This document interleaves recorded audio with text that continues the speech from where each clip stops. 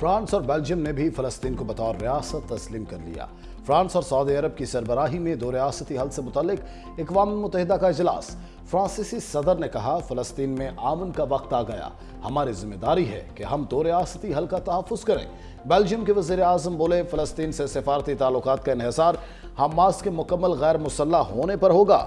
فلسطین میں صدارتی اور پارلیمانی انتخابات کے بعد ہی تعلقات قائم ہوں گے۔ فرانس کے اعلان کے بعد فلسطین کو تسلیم کرنے والے ممالک کی تعداد 151 ہو گئی۔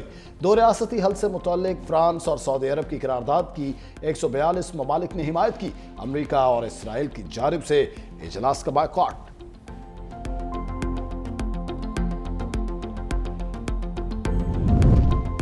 وزیر اعظم شہباز شریف سمیت مسلم رہنما آج امریکی صدر ڈونلڈ ٹرمپ سے ملاقات کریں گے۔ وزیر اعظم اقوام متحدہ کے اجلاس میں شرکت کے لیے امریکہ پہنچ گئے۔ جنرل اسمبلی اجلاس کی سائیڈ لائنز پر اہم ملاقاتیں ہوں گی۔ وزیر اعظم 26 ستمبر کو جنرل اسمبلی اجلاس سے خطاب کریں گے۔ اپنے خطاب میں کشمیریوں اور فلسطینیوں کے حق خود ارادیت پر زور دیں گے۔ وزیر اعظم دہشت گردی، ماحولیاتی تبدیلی اور اسلاموفوبیا سمیت عالمی مسائل پر پاکستان کا موقف پیش کریں گے۔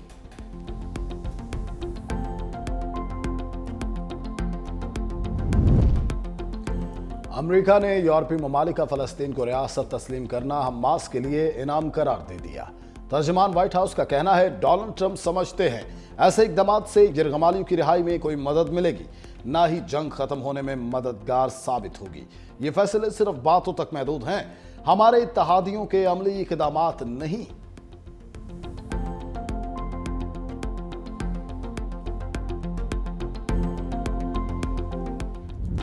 پاکستان فلسطینی ریاست کو تسلیم کرنے کے عالمی فیصلوں کا خیر مقدم کرتا ہے۔ نائب وزیر اعظم اسحاق ڈار کا بیان، کہا یہ اقدام مشرق وسطیٰ میں منصفانہ، پائیدار اور جامع امن کے قیام کی جانب ایک اہم پیش رفت ہے۔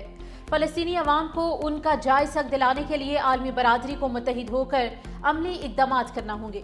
وزیر خارجہ اسحاق ڈار کی کینیڈا کے وزیر خارجہ انیتا آنند سے ملاقات اقوام متحدہ جنرل اسمبلی اجلاس کی سائیڈ لائنز پر ہوئی۔ دونوں جانب سے پاکستان کینیڈا مثبت تعلقات کو سراہا گیا۔ ملاقات کے دوران معاشی اور تجارتی تعلقات میں مزید تعاون کا اعادہ کیا گیا۔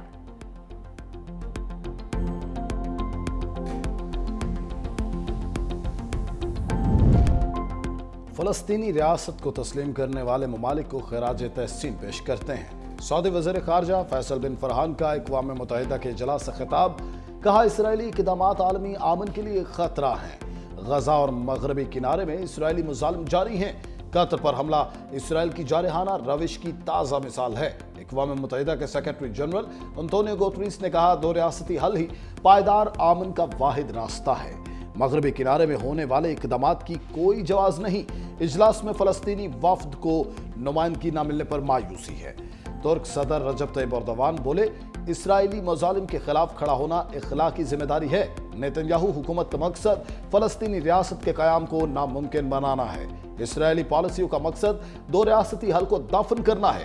فلسطینی عوام کو جلا وطن کرنے کی کوششیں کامیاب نہیں ہوں گی۔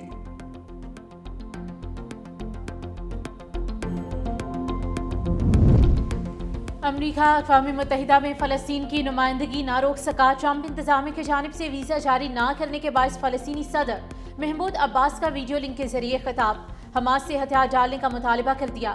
کہا، حماس کو اپنے ہتھیار فلسطینی اتھارٹی کے سپرد کرنا ہوں گے۔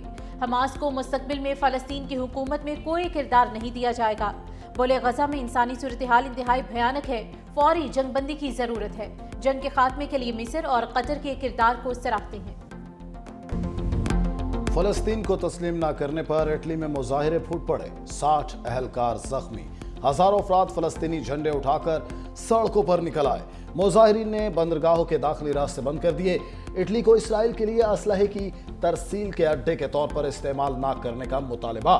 میلان ریلوے اسٹیشن کے قریب پولیس اور مظاہرین میں جھڑپیں، پولیس کا آنسو گیس کا استعمال۔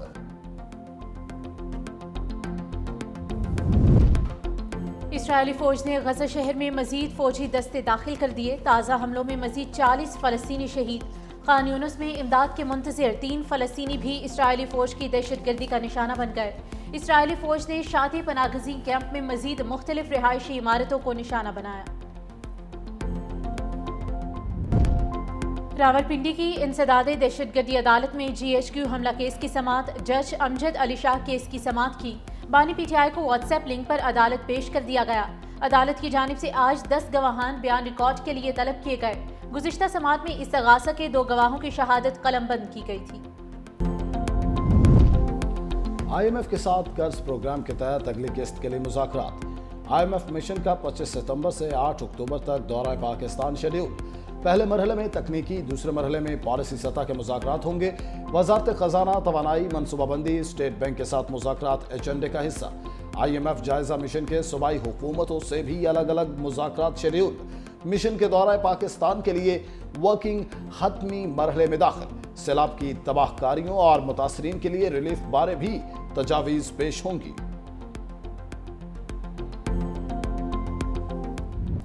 दरियाए सिंध के बहाव में सहवन और मानझद के मकाम पर इजाफा। सहवन तहसील के मजीद 5 देहात पानी की जद में आ गए।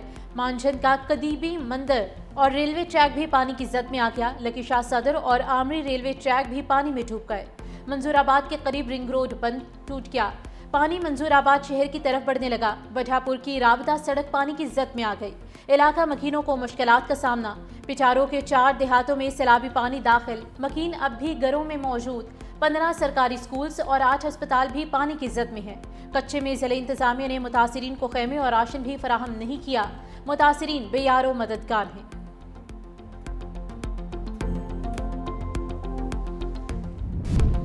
सैलाब से मुतासरा इलाकों में बहाली के इकदाम जारी। पंजाब के दरियाओं में पानी का बहाव नॉर्मल हो चुका। DGPDM पंजाब इरफान अली काठिया ने कहा कि सैलाब से मुतासरा इलाकों में पानी की सतह में वाज़ेह कमी हो रही है।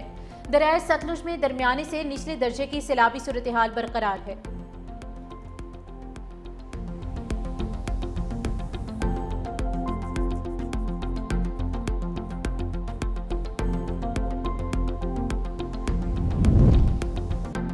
हुकूमत सिंध की जानिब से हालिया हफ्ते के दौरान खवातीन को पिंक स्कूटीज फ्राहम करने का फैसला। सिंध के सीनियर वजीर शर्जील इनाम मेमन की ज़ेर सदारत अहम इजलास में पिंक स्कूटीज प्रोग्राम का तफसीली जायजा लिया गया। सीनियर वजीर शर्जील इनाम मेमन ने कहा, यह सहूलत खवातीन के लिए एक इनकलाबी कदम है। खवातीन को रोजाना की आमद और रफ्त में आसानी होगी। वक्त की बचत, सफरी अखराजात में कमी के साथ खवातीन को एक महफूज और बावकार सफर मुयसर आएगा। ये स्कीम खास तौर पर उन खवातीन के लिए है जो रोजाना तालीम, मुलाजमत या दीगर जरूरियात के लिए पब्लिक ट्रांसपोर्ट पर इन्हिसार करती हैं। सिंध हुकूमत का शहरियों की सहूलत के लिए बड़ा इक़दाम। डेथ सर्टिफिकेट के इजरा की फीस खत्म करने पर गौर। यूनियन काउंसिल्स और यूनियन कमेटी से जारी होने वाले डेथ सर्टिफिकेट्स अब मुफ्त फराहम करने की तजवीज़ है।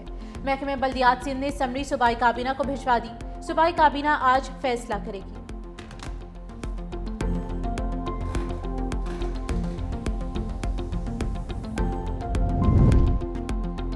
पाकिस्तान में हर साल 2000 लड़कियां सर्वाइकल कैंसर का शिकार हो रही हैं। 75 से 80% बच्चियां जान की बाजी हार जाती हैं। वज़ीर सेहत मुस्तफ़ा कमाल ने कहा, दुनिया भर में 8 लाख खवातीन सालाना इस कैंसर में मुब्तला होती हैं। हर 1 मिनट बाद एक खातून इस कैंसर की मरीज बनती है। हर 2 मिनट बाद एक खातून सर्वाइकल कैंसर से जान गंवा देती है। हम अपनी माओं, बहनों और बेटियों को इस मर्ज से बचा सकते हैं। बीमारियों से बचाव ही असल कामयाबी है। अस्पतालों का बोझ कम करने के लिए कवानीन बनाना होंगे।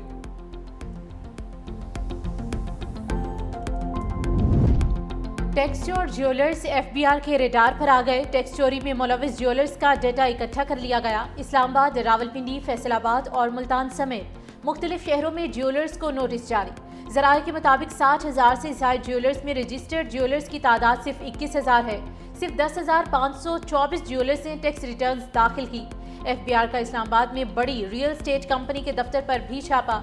अमले की सख्त मज़ाहमत के बावजूद तमाम रिकॉर्ड कब्जे में ले लिया।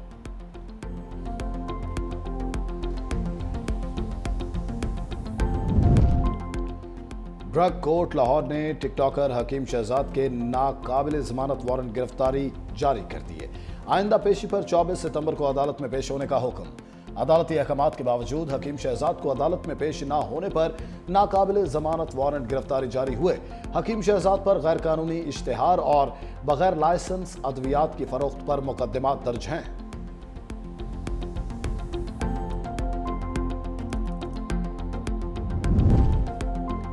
सिंगापुर का इसराइली सेटलर रहनुमाओं पर पाबंदी आयद करने का ऐलान। पार्लियामेंट से खिताब में सिंगापुर के वजीर खारजा योन बालाकृष्णन ने कहा, मगरबी किनारे या गजा को जम करने वालों पर पाबंदियां लगाएंगे। इसराइली हुकूमत को गैर कानूनी बस्तियों की तामीर और तौसीर रोकनी चाहिए।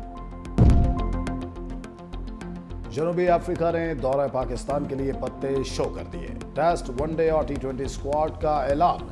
टेम्बा बावुमा इंजरी के बाद सीरीज से बाहर। क्विंटन डिकॉक की इंटरनेशनल क्रिकेट में वापसी। जनूबी अफ्रीका की टेस्ट टीम की क़यादत एडम मार्करम करेंगे। T20 टीम की क़यादत डेविड मिलर के सपुर्द। मैथ्यू ब्रेटन्स एक रोजा टीम के कप्तान होंगे।